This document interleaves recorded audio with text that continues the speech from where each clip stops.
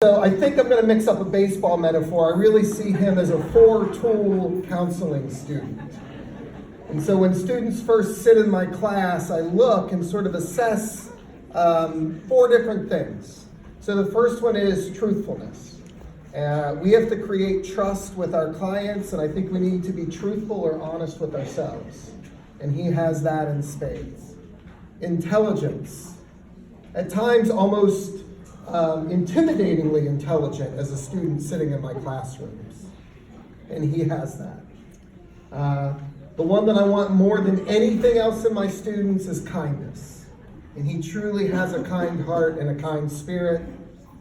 And then hopefully through the program we can develop some intuition. It spells tiki, by the way, in case anyone was wondering. That's how I remember it. Okay? But really just an exceptional person and an exceptional student in the counseling program. I'd like to have him come up and say a few words.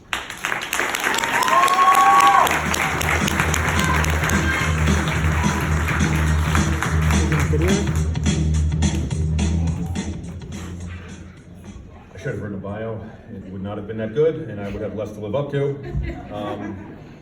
So let's give it up for the class of 2019, huh? So it is a real honor and a privilege to be asked to speak. I'll be honest with you, when they first asked me to do it, the first thing I thought was I'd write down "just don't curse" on a piece of paper, and that's all I would bring up.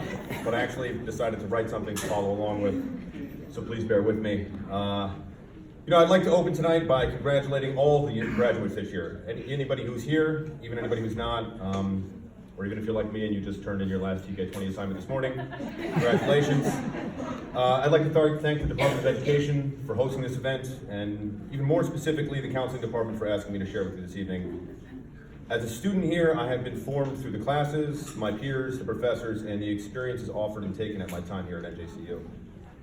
I don't want to single anybody out, but I'm going to, and I'd like to give a specific shout out to Dr. Ogawa and Dr. Giorgio, with whom I shared a life-changing experience 11 months ago in Kenya, an experience that has and will stick with me for the rest of my life. I'd like to thank my parents, who are here tonight, for always supporting me despite the many, many struggles along the road to this moment. I'd also like to thank my partner, Alyssa, who has always been my biggest advocate and pushed me towards success even when I wanted to quit. And I don't just mean this, I mean everything. And the girl who finally woke up, who also slept in my lap at orientation, my now almost 9-year-old daughter, Lila Ray, who has always been a reason to push on and to live as an example of resilience for. So it's been a real journey to get here. I was accepted in 2016, a couple years later, here it is, 2019, I'm about to graduate. And I wanted to tell you the story of how I got to this moment.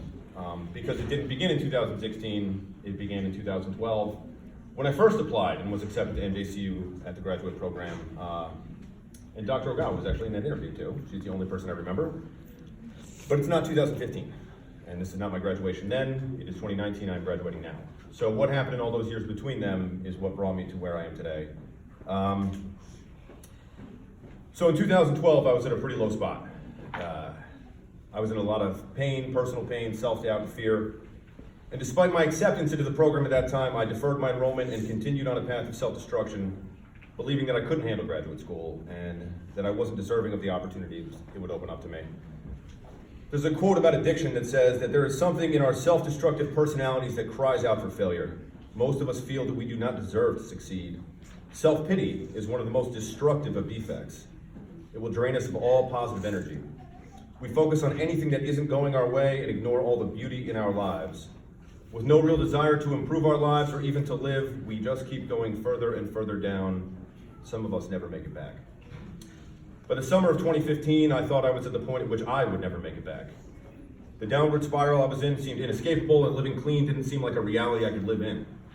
I was 29 years old, I'd been to rehab multiple times since 2002, and it felt like I was doomed to nothing more than an existence of addiction and pain. I reached out for help, and I was pulled out from my own self-destructive hole into the world of recovery. That was 1,409 days ago on a Saturday in July. So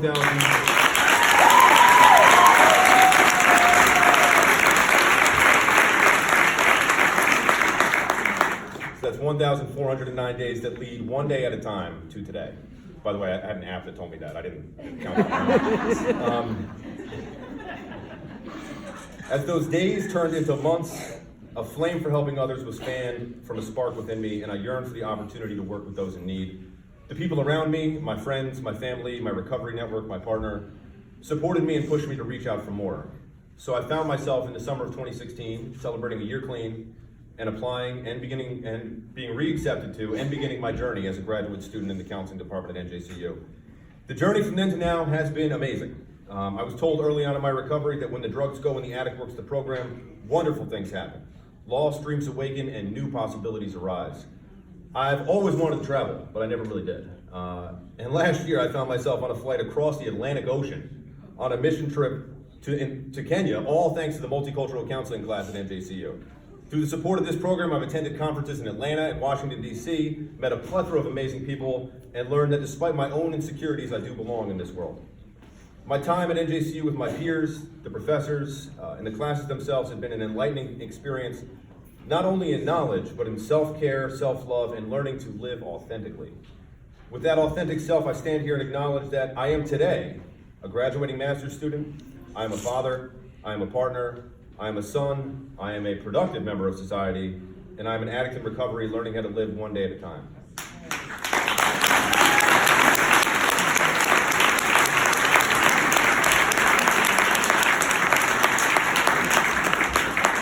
I try to live every day by the statement that helping others is perhaps the highest aspiration of the human heart. So before I close, I'd like to tell you my favorite story. So there's a parent and a child together at home. You know this one, I tell this one all the time. And the child says to the parent, I want to play. And the parent says, look, I'm really busy. You know, it's 2019, I got lots of stuff I got to do. Like, I don't have time for this. And so the parent takes an old National Geographic map of the world and rips it up into pieces and hands it to the kid with a thing of tape and says, put this back together, and when you're done, we'll play. So the parent goes to their office and says, all right, I got at least an hour. It's going to take some time. 2 minutes later, the kid's knocking on the door and says, I'm done. The parent thinks, that's impossible. How'd you do it that fast? And the kid says, on the back of the map, there was a picture of a person. And when I put the person together, the whole world came together. And that has been my experience in recovery and at NJCU, in that when I put myself together, my entire world has fallen into place. Thank you and congratulations.